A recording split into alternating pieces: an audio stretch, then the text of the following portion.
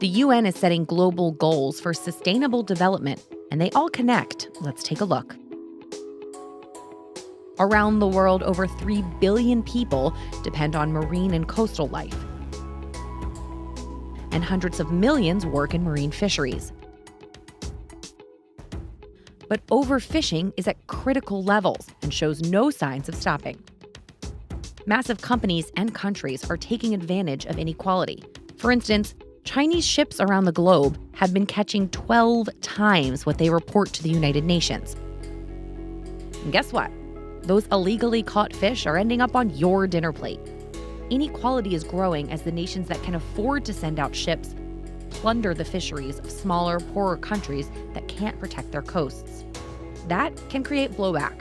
Remember that many of those infamous Somali pirates started out as fishermen before the country's fisheries were poached. And now, West Africa is seeing a surge in illegal overfishing along with a rise in piracy. Cracking down on illegal overfishing requires international cooperation and addressing inequality head-on. What's working? Protecting the oceans and supporting the world's poorest people.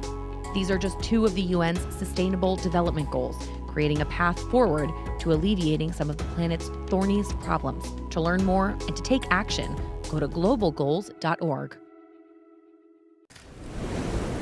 Wonderful Indonesia is the slogan the government uses to attract tourists. But in the rainy season, these beaches in Bali don't look anything like the brochures.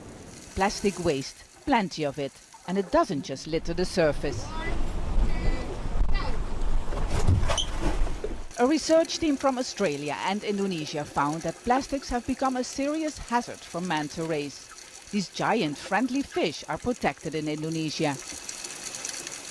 And the government has realized they are worth millions of dollars a year in tourist revenue. Where once it was poachers, now waste plastic is their enemy.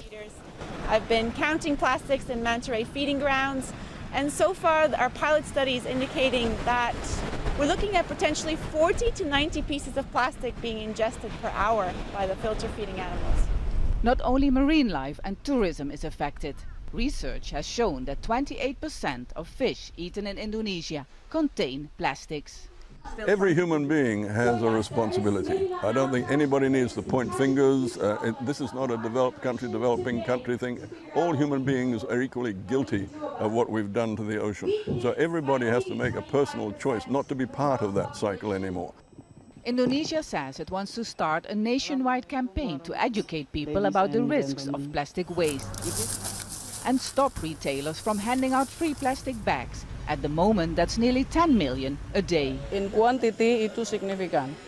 Tapi ada tetapinya. We have tested a paid plastic bag policy last year, and it reduced the amount of plastic significantly.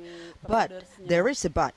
We have to listen to the industry and the traders and consumers who want to know how this money is being used.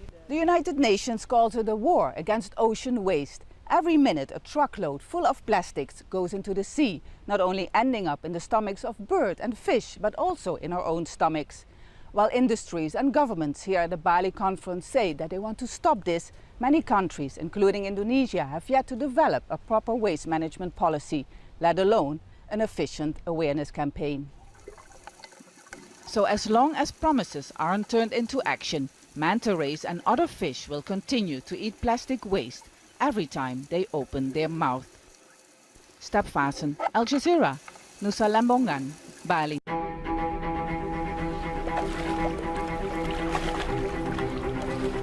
$8 million metric tons of plastic trash enters the sea from land every year. The equivalent of 5 plastic bags filled with trash for every foot of coastline in the world.